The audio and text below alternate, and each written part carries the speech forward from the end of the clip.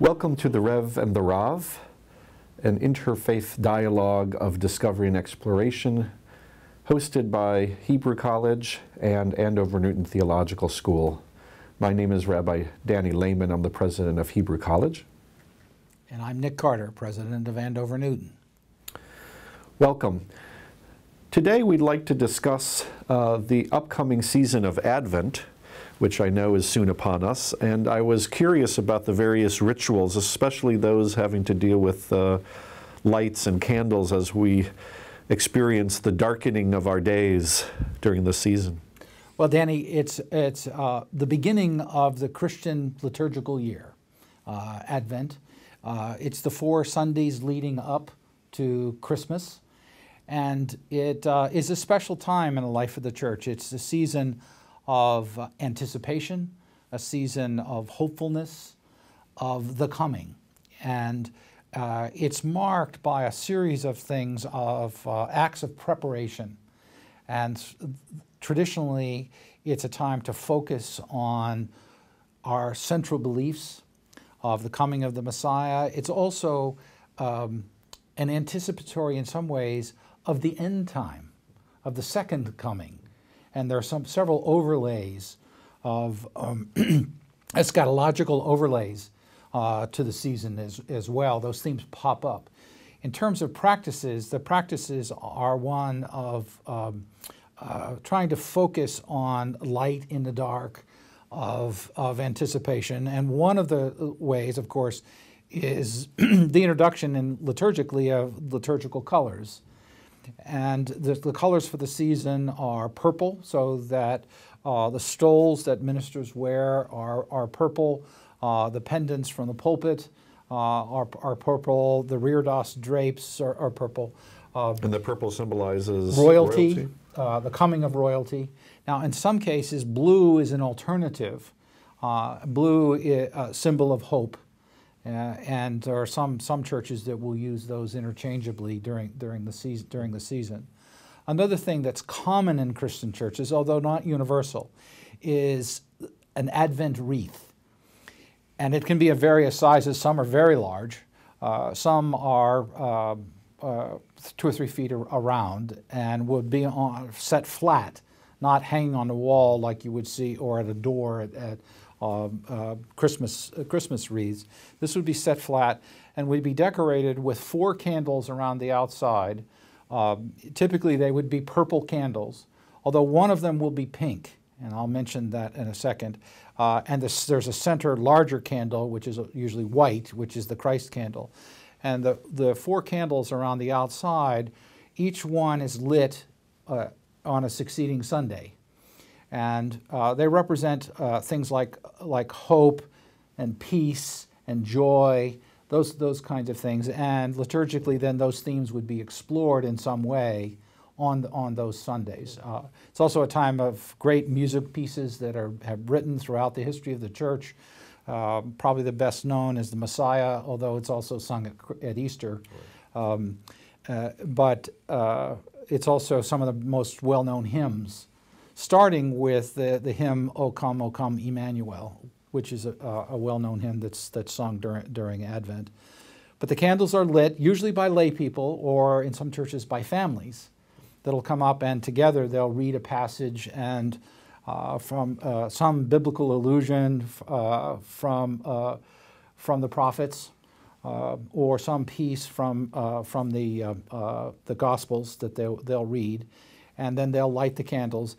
And so by the end of the season, all 4 candles are lit, and then on Christmas Eve, the Christ candle is lit, most typically at a midnight service. It's interesting, the colors that are brought in during the season. In the Jewish liturgical cycle, the only color that I can think of which becomes significant liturgically is white.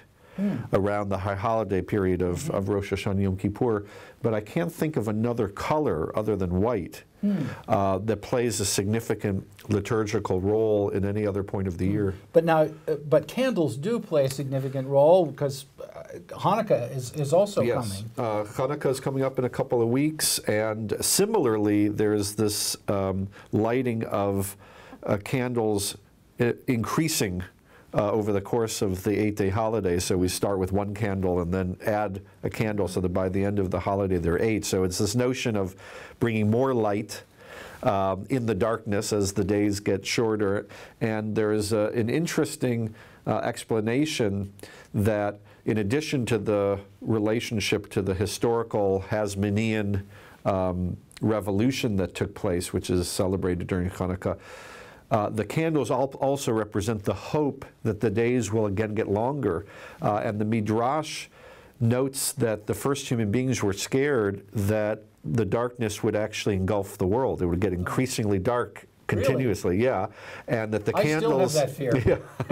Yeah, certainly at this time of year in New England, it's difficult. But that the candles represent the hope that in fact there's going to be an increase in daylight as we go further into the year. Talk to me just a little bit about the birth of Hanukkah. What does it symbolize in terms of why it's an important? And Christians often, I know that there is in popular culture an attempt to say, well, Christians have Christians and the Jews have Hanukkah. Right. But Hanukkah is not as important in the Jewish calendar as Christmas is. No, it's not, because it doesn't have a text associated with it that is a part of our biblical canon. And so it has this lesser status, and it really celebrates the regaining of sovereignty that the Jews experienced under the Assyrian, Greek, Hellenistic regime. So a rededication of the temple. In fact, Hebrew College is rededicating our campus after our refinancing, and we're doing it during Hanukkah so that we overlap our rededication of our building with the rededication of the temple. So it's about regaining control, purifying the temple. There are a lot of themes of purity because the Hasmonean leaders were from the priestly class, and there was a lot of concern about starting the temple service. But a lot of it is overlaid with nationalistic themes of independence. In Israel, for instance, there's a whole kind of secular way of celebrating Hanukkah that focuses on the military victory that was involved and the autonomy that comes from regaining sovereignty. So Hanukkah is one of those holidays that, depending on the particular historical, cultural context, takes on very, very different meanings. Well, it's interesting for Christians in the time of Advent, particularly in churches that really come to terms with the active preparation of how do we as a congregation and how do I as an individual prepare for this breaking in of God into history. And there's a time of reflection, often a time of prayer and real thoughtfulness and seeking forgiveness. So it's interesting. There is a parallel to this in the Jewish calendar, but it doesn't come at this time of year. It's actually the period between Passover and Shavuot, Pentecost, because Shavuot, Pentecost, represents that revelation, that breaking of God into history. And from Passover to Shavuot, you have this kind of increasing awareness of this coming of revelation and preparation over the weeks, counting the weeks and the days towards it. It's a very similar period, but we have it in the spring. The counting of the days, too, is something that you see. It's more commercialized, but it actually had an original religious overlay, which is the Advent calendar, which now they're in all the stores and will continue to be. And there are many variations. Typically, it's made of cardstock with little windows that open on each day. But there are. Is there any prayer or liturgy associated with each of those days? No, originally there was. I think it's of German origin, actually, the Advent calendar. But what's happened is it's now something that starts December 1st, regardless of the actual day that Advent starts. That's the commercial, Right. secular side of Right. things. And then getting children to open windows every day Right. to see Right. something inside. Uh-huh. And sometimes there are little presents. Some versions of them have little presents, little tiny toys and Right. things inside them.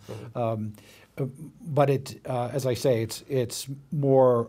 It starts at December 1st and goes forward. On a more religious turn of it, yes, that there would be prayers for every day of Advent that would lead it. Because we have a blessing that's said in counting the days between Passover and Shavuot, and it's quite a task actually to make sure that you count every day and say the blessing, because if you miss a day and don't remember to count, you've sort of lost the opportunity to continue counting, because you're supposed to count the whole period. So there's some pressure associated with the process. There is, for the most part, it's a time of solemnity, but for most Christians, it's a happy time. Right. Because you're expecting. Yeah, it's expecting. It's the like birth and this is very important, and it's the second most important season for Christians. Right. And that's one of the primary reasons why the Christian calendar begins this way, the liturgical calendar.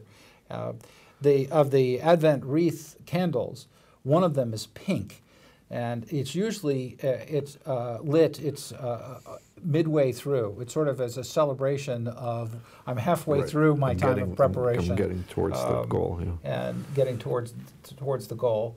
And then, of course, the week of Christmas, with Christmas Eve and Christmas Day, then become a huge celebration. And then most religious Christians, of course, struggled significantly with the commercialization of their holiday, and all of the efforts on the part of the business world to co-opt all these symbols and make them sort of universal for all of society. Yeah, Well, Danny, of course, this discussion of Advent and Hanukkah begs the question of when Christians talk about the coming of the Messiah. And I think we're going to have quite a discussion about how we differ, how our faith traditions differ in our understanding of the Messiah. And so I look forward to our next discussion. So thank you, Danny, for this today. I want to thank you for joining us. This has been an important program as another part of the Rev and the Rav. I'm Reverend Nick Carter. Shalom. Thank you.